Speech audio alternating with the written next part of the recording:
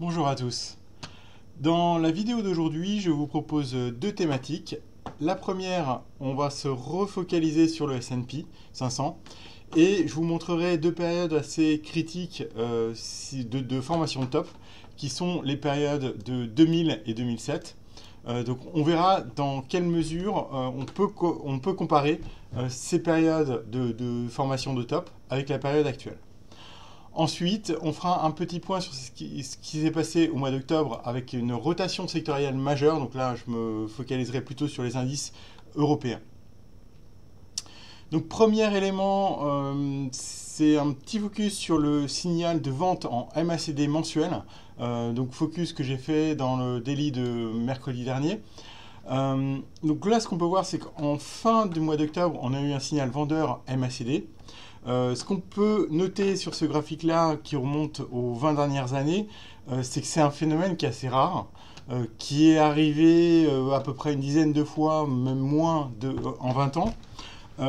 Et ce qu'on peut voir, c'est que dans tous les cas, c'est un signal qui a correctement identifié les retournements de tendance majeure. Donc je parle notamment des retournements de 2000, 2007 et dans une moindre mesure la correction de 2015-2016. Donc la petite correction qu'on voit, le top ici et le top ici.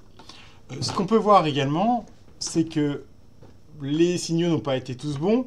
On a eu des faux départs à la baisse, notamment en 98-99. Donc là, vous voyez lors de cette correction ici. On en a eu également un qui a été de courte durée sur 2006 et un signal qui n'a pas été très pertinent également en 2011.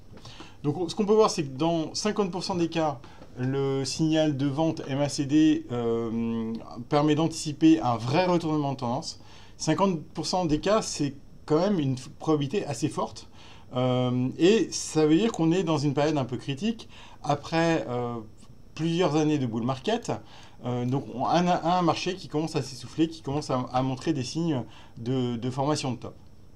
Donc ce qu'on va faire, c'est qu'on va se focaliser notamment sur les tops de 2000 et 2007 et voir un peu les similitudes qu'on peut retrouver aujourd'hui. Voilà, donc là vous avez les périodes sur lesquelles on va faire un petit focus. Donc rapidement, si on regarde la formation du top de 2000, donc vous avez ici le top de 2000 qui a été touché en mars-avril, et puis derrière le début de la correction. Donc premier constat, ce qu'on peut voir, c'est que à partir du moment où on a fait le top, c'est-à-dire fin mars, début avril, et entre le moment où le marché a vraiment accéléré à la baisse, c'est-à-dire fin 2000, il s'est passé pas mal de temps, comme vous pouvez le voir. Donc un point bas au mois d'avril et un point haut au mois d'août. Donc de nombreux mois se sont écoulés entre vraiment l'accélération baissière et le top que vous voyez ici.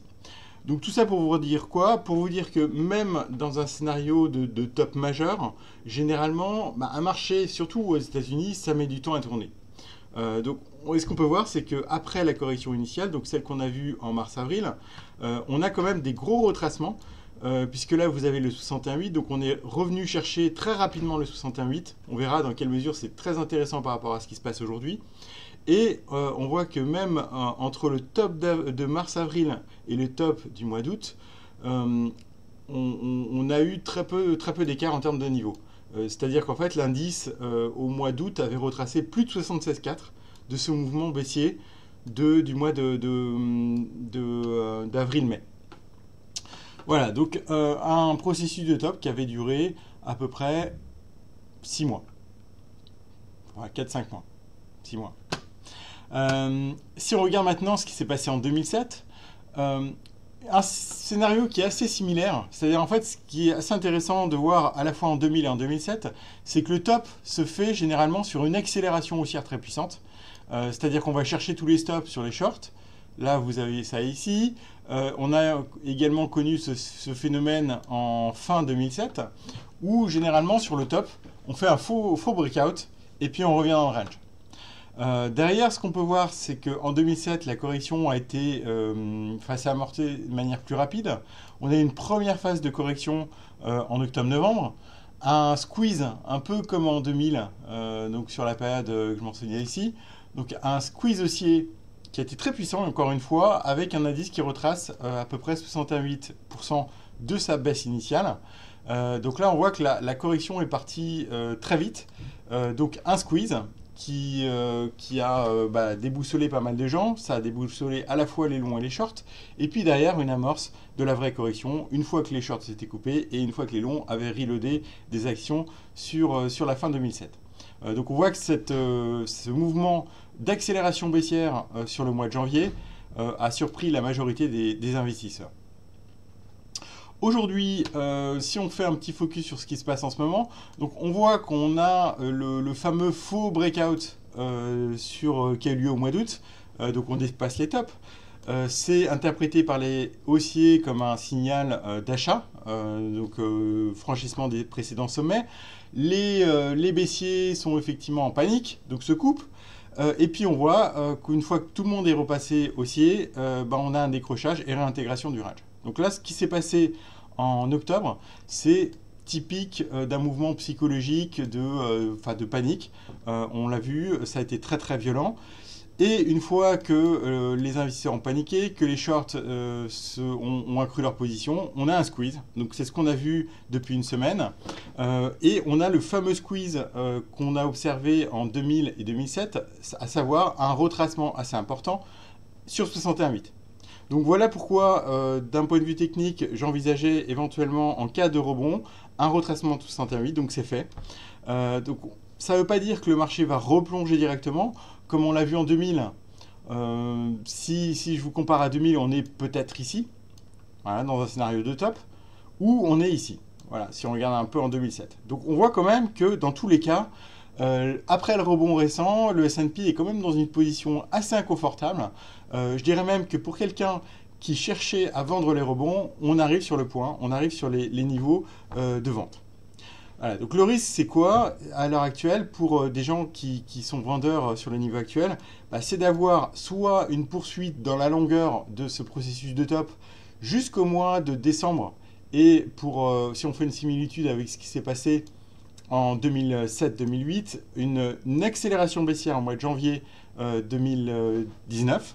Donc ça serait le scénario, ce scénario-là. Donc un marché qui végète soit courant novembre-décembre et puis qui accélère à la baisse en janvier. Si on regarde à l'inverse ce qui s'est passé, donc là on était plus dans un cas saisonnier classique de correction en septembre-octobre en 2000. Voilà, donc dans tous les cas, ces conclusions de l'étude, il y a peut-être un processus de top majeur qui est indiqué par le signal vendeur MACD Monthly. Après, ce qu'on peut voir, c'est que, le timing généralement des tops est assez difficile à prévoir. Ça peut être des processus très longs, comme ça peut être des accélérations assez rapides qui durent pas plus de quelques mois, comme on a vu en fin 2007, début 2008. Donc dans tous les cas, effectivement, on est dans une période critique, et c'est pas parce que le marché a rebondi cette semaine qu'on est forcément sorti de cette période critique. Donc pour moi, le S&P est quand même fragilisé, avec des risques tôt ou tard, pas trop fin 2018 parce que ça colle pas avec la saisonnalité, mais plutôt début 2019, avec des risques de rechute sur le marché américain. Si on regarde maintenant la partie sectorielle, là on a quand même des enseignements très très intéressants sur la partie sectorielle depuis un mois. On a eu des mouvements de rotation sectorielle extrêmement puissants. Donc là, vous voyez sur les mises à jour de début de semaine sur mes rankings sectoriels, on voit qu'on a eu un triple downgrade monthly du rating. En fait, on était à Accumulate, qui était la meilleure note en monthly. Donc c'est sur l'axe des X. Et on est passé en l'espace d'un mois de Accumulate à Avoid sur deux secteurs, industriel et chimie. Donc ça, c'est des signaux techniques qui sont extrêmement forts et qui montrent qu'il y a une détérioration que je n'ai pas vue depuis plusieurs années en termes de ranking sectoriel. Un marché qui passe de strong buy à strong sell en long terme sur les industriels, donc sur la partie cyclique plutôt. On voit également détérioration du secteur technologique qui était dans la partie de droite de la matrice et qui passe dans la partie de gauche. Donc là, également un warning sur le secteur technologique. Et à l'inverse, on voit un marché qui passe plus positif, essentiellement sur des secteurs assez défensifs. Voilà, donc un signal quand même sur... Bon là, on n'est pas sur des signaux de trading, on est vraiment sur des signaux de moyen-long terme, des signaux en termes sectoriels qui sont assez alarmants, je dirais. Si on regarde juste un graphique, qui est le graphique du secteur industriel, donc là, on voit en absolu un décrochage massif sur le mois d'octobre. Et donc franchissement des moyennes mobiles, cassure de support assez important. Donc un processus de top qui a pris quasiment un an, voire même plus, avec un décrochage, donc validation d'un départ potentiellement baissier. Également sur le relatif, donc là vous avez la performance relative du Stoxx Industrial Goods and Services contre le Stoxx 600.